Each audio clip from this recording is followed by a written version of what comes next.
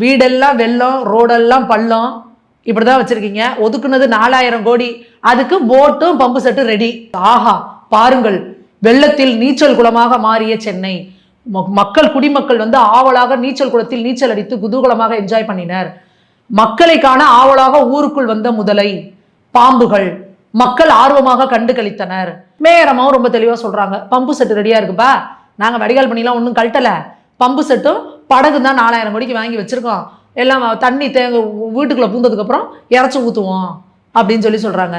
சென்னை மாதிரியான இவ்வளோ attention media எல்லாம் இருக்கிற இடத்துல இப்படி நீங்க இன்னும் தமிழ்நாடுல அந்த கிராமத்தெல்லாம் பாருங்க, இந்த சின்ன சேலம், கள்ளக்குறிச்சி, இந்த பக்கம் கன்னியாகுமரி, திருநெல்வேலி, இந்த சைடு கடலூர்ல எல்லாம் பாருங்க அந்த மக்களோட வாழ்வாதாரத்தை.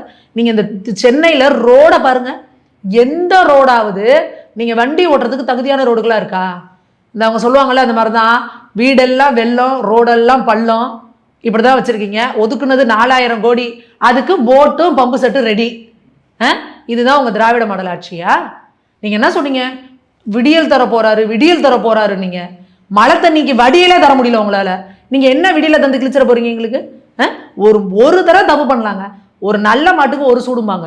இப்ப மாட்டுக்கே அப்படின்னா மனுஷனுக்குலாம் எப்படிங்க? நீங்க எத்தனை தடவை இந்த தடவை வெள்ள தடவை உள்ள வருது, நீங்க இதே பொய்ய சொல்றீங்க. மீடியாவை வச்சு நீங்க என்ன பண்ணுவீங்க? ஒட்டுமொத்த மீடியாவை கை வச்சு ஆஹா பாருங்கள், வெள்ளத்தில் நீச்சல் குளமாக மாறிய சென்னை. மக்கள் குடிமக்கள் ஆவலாக நீச்சல் குளத்தில் நீச்சல் அடித்து குதூகலமாக என்ஜாய் பண்ணினர். மக்களை காண ஆவலாக ஊருக்குள் வந்த முதலை, பாம்புகள், மக்கள் ஆர்வமாக கண்டு கழித்தனர். குழந்தைகள் போட்டில் பாடிய பறி குதூகலமாக சென்றனர். இப்படிலாம் போட்டு உங்க மீடியாவை கையில வச்சுக்கிட்டு நீங்க திசை திருப்புற வேலையை பார்ப்பீங்க. உண்மையா அங்க இருக்கிறவனோட நிலைமையை பாருங்க.